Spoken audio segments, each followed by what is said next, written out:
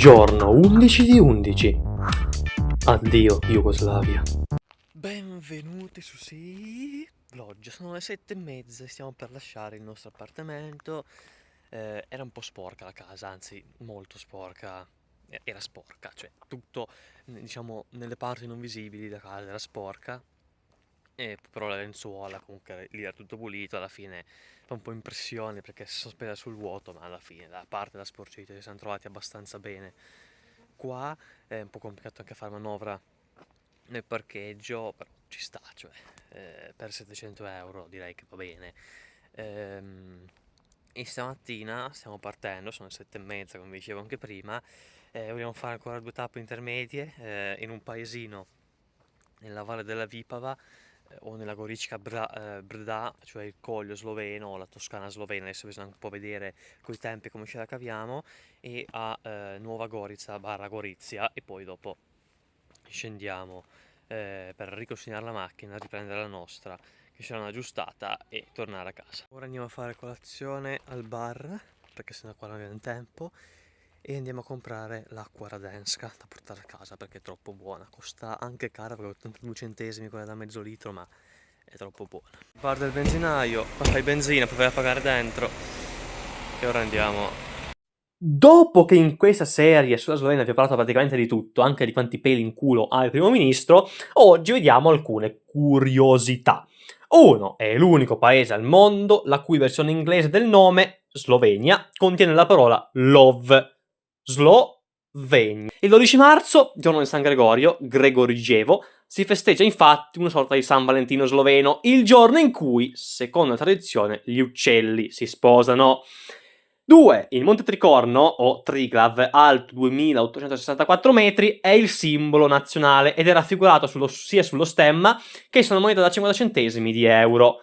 C'è una tradizione non scritta secondo cui ogni vero sloveno, per essere considerato tale, deve salire sulla sua cima almeno una volta nella vita. Arrivati in vetta, si può persino ricevere un simbolico battesimo, con 3 sculacciate dal veterano più anziano presente. Siamo arrivati a Vipavski Kriz, che è un paese molto piccolo, è un borgo che si trova nella valle della Vipava, una valle molto famosa per la produzione di vari tipi di vini. Un po' più in là, dopo Gorizia, ci sarebbe anche la Gorička Brda, che è più bello che qua, ma non c'è, cioè è troppo lontano, noi dobbiamo ancora andare poi dopo giù, e quindi non ha più senso che saliamo, e allora ci siamo fermati qui, che tanto comunque è lo stesso bello. Parcheggio gratis che è proprio sotto alla porta d'ingresso al centro, che è lì, e questo qua è il minuscolo paese di Vipavski Kriz, e la vista che c'è di qua non è brutta, guardate un po'. Vipavski Kriz è un minuscolo borgo medievale, menzionato per la prima volta nel 1252, che si trova nella valle della Vipava.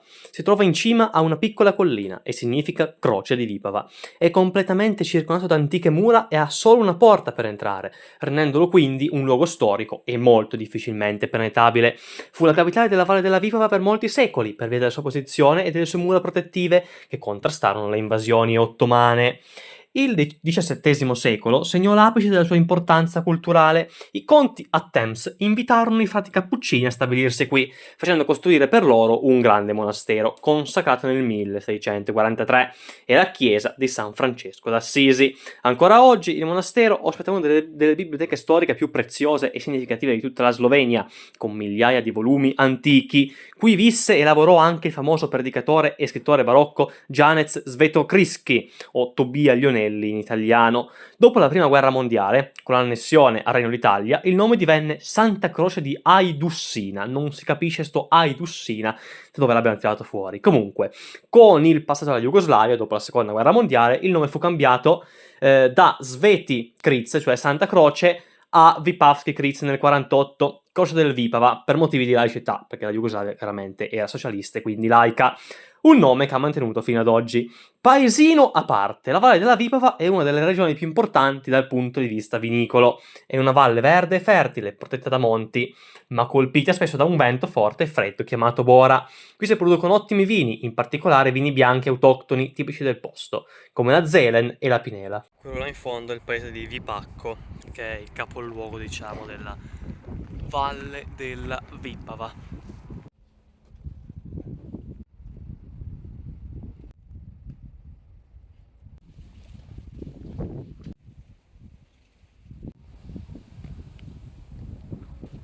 Qui c'è l'unico bar del paese, il Darovi Vipavske, che è un wine bar.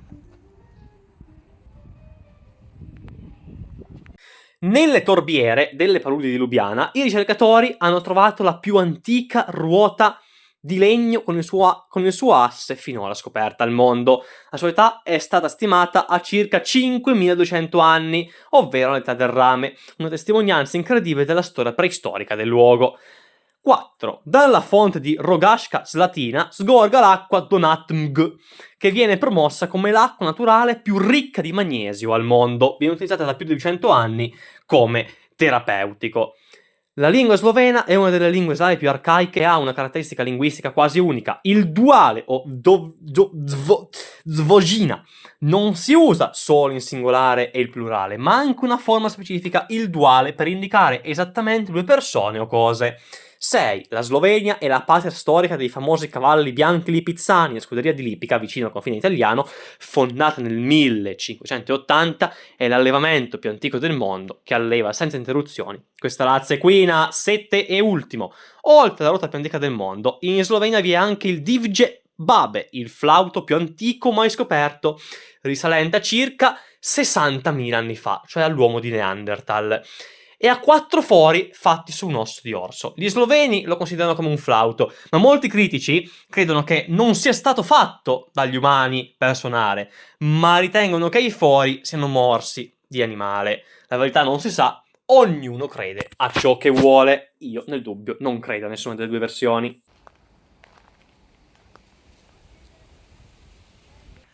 E adesso andiamo a fare una piccola pausa a Gorizia. Nuova Gorizia non andiamo perché non c'è assolutamente niente, cioè è una città modernissima, brutta, e ci fermiamo a Gorizia, guardiamo velocissimamente il centro storico e poi ci fermiamo a mangiare, che poi noi all'una massimo vogliamo essere in macchina perché dobbiamo arrivare a Verona, cambiare la macchina, quindi perdiamo almeno un'ora e poi andare a casa che ci sono ancora 4 ore.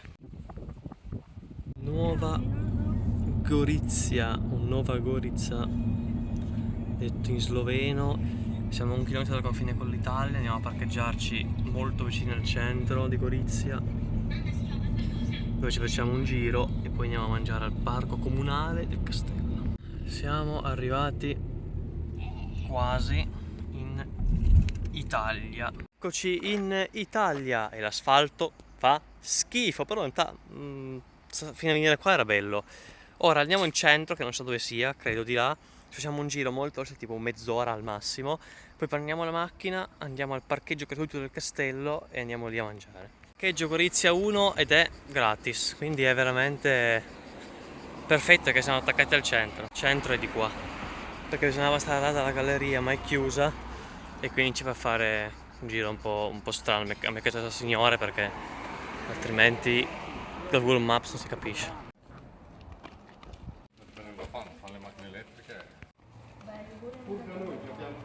Quello lì è il Duomo, la cattedrale. Noi ora facciamo un giro un po' nella chiesa di Sant'Ignazio, nella piazza della Vittoria lì vicino, via Rastello che è la via centrale, e poi c'è piazza Cavour che è quella del Duomo.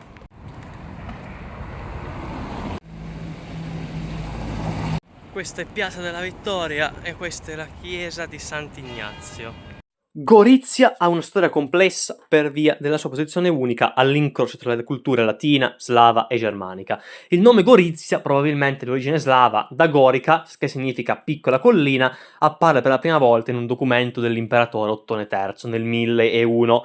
Dal XIII secolo in poi la città fu il centro della potente contea di Gorizia. Il castello di Gorizia fu la loro residenza e il simbolo del loro potere. La dinastia dei Conti si estinse nel 1500 e la contea passò dal dominio della casa d'Austria, cioè agli Asburgo, che la tenne per oltre 4 secoli. Sotto l'amministrazione austriaca, Gorizia fiorì come importante centro amministrativo religioso. Infatti nel 1751 fu istituita l'arcidiocesi di Gorizia e anche culturale. Nel XIX secolo, grazie al clima mite, divenne famosa come meta di villeggiatura e residenza per la nobiltà imperiale, guadagnandosi il soprannome di Nizza austriaca. La città si arricchì di ville, alberghi, di lusso e parchi. La città, nella prima guerra mondiale, fu teatro di violenti combattimenti, subendo gravissimi danni, in particolare durante le battaglie dell'Isonzo. Al termine del conflitto passò al Regno d'Italia, con il Trattato di Rapallo del 1920. Gli anni del secondo conflitto mondiale furono quelli più drammatici. La città venne occupata dai nazisti, che poi furono costretti a dividere in due quando arrivò Tito con il suo esercito, che ne occupò una parte.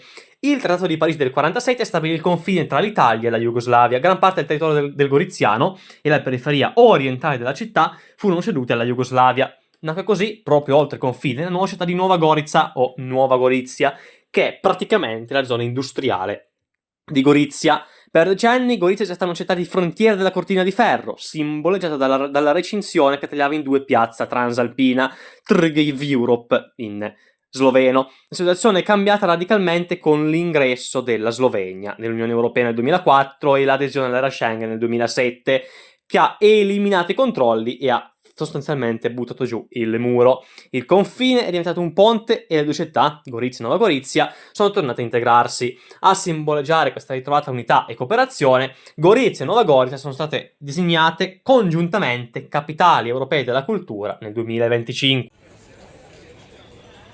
Ora andiamo giù di qua dove si arriva a Via Rastello, che è la via principale di Gorizia.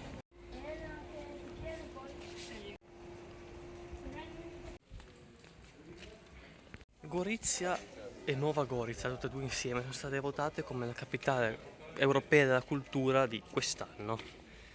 Ora Nuova Gorizia non so perché, Gorizia comunque è una città carina.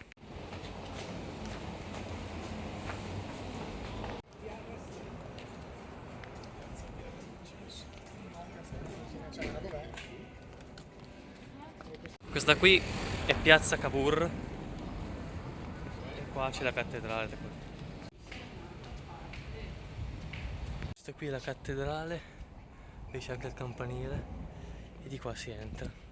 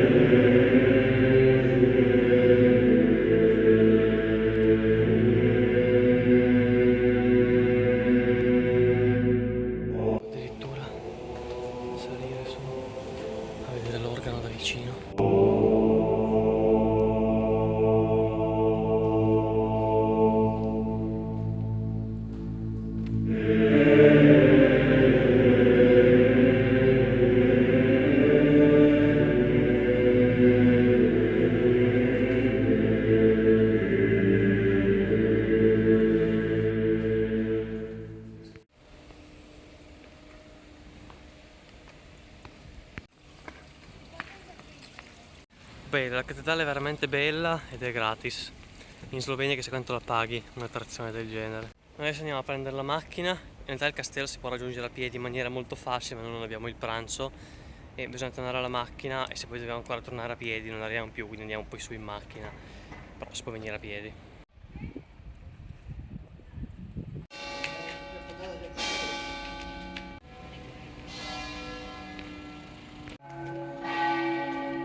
Comunque Gorizia è molto interessante come città, ci sarebbe ancora di bello da vedere, a parte i vari musei e il castello che andiamo a vedere da fuori adesso, altre varie chiese, varie piazze, farsi un giro bene per il centro, e in piazza della Transalpina c'era l'ex muro di Gorizia, perché Gorizia era divisa in due, Nuova Gorizia e c'era Gorizia, il muro che divide Gorizia e Nuova Gorizia, che è stato abbattuto nel 2004 e che prima divideva appunto la parte italiana dalla parte slovena di Gorizia. Però è a 1,5 km da qua e noi oggi siamo di corsissima, quindi non abbiamo tempo di vederlo.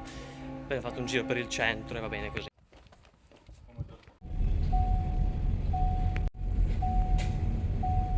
Qui c'è un museo e qua siamo al castello di Gorizia.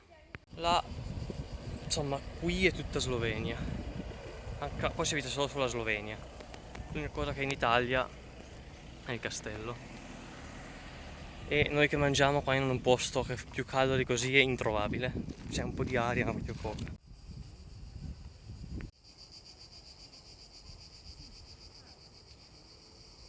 Insalata, la macchina. Un giro qua al castello, fare il giro qua, vediamo un po' cosa c'è.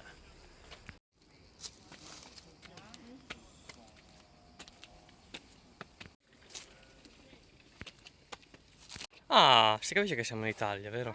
Puoi tenere il castello di Gorizia, attrazione principale della città, capitale europea della cultura in questo modo. Ma dai, per favore, un minimo di decenza, un minimo. Il castello di Gorizia sorge su un colle che domina la città e le sue origini risalgono al 1001.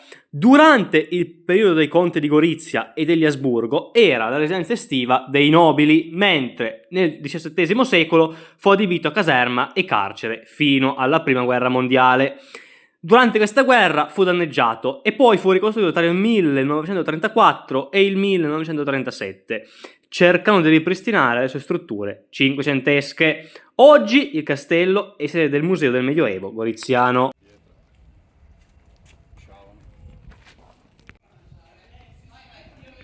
E ragazzi, la visita al Grad l'abbiamo fatta, ormai ogni volta che devo dire castello viene a dirlo in sloveno.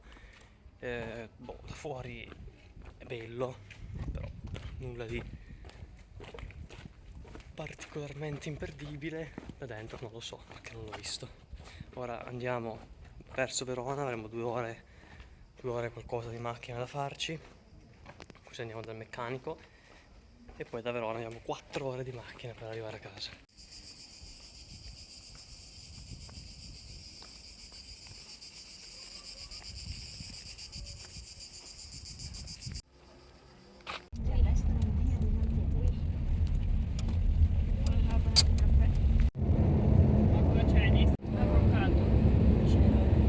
Caselle, siamo appena andati a prendere la macchina dal meccanico, sono già le 5 e più, quasi 5 e mezza. Ora stiamo in questo parcheggio che c'è lì scaricando la macchina e caricando la roba sull'altra, così poi andiamo con tutte e due le macchine là, ne lasciamo una in aeroporto e con l'altra ripartiremo verso le 6 o anche di più e poi ci fermeremo ad Asti per mangiare una pizza, o forse anche prima di Asti, vediamo.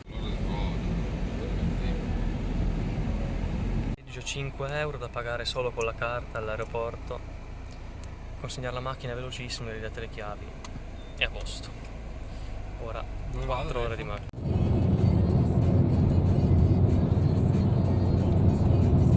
Asti, abbiamo preso una pizza da sport qui da Valentino, pagato poco, 22 euro per 2 pizze margherita e 2 pizze prosciutto, 5 euro la margherita costa, non ti fanno pagare neanche lo scatolone.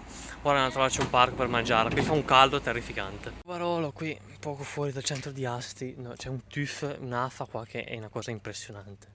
Ci sono 34 gradi adesso e non c'è un filo di vento, cioè non guardate gli alberi, sono fermi. Si muore di caldo, io non oso immaginare oggi pomeriggio col sole.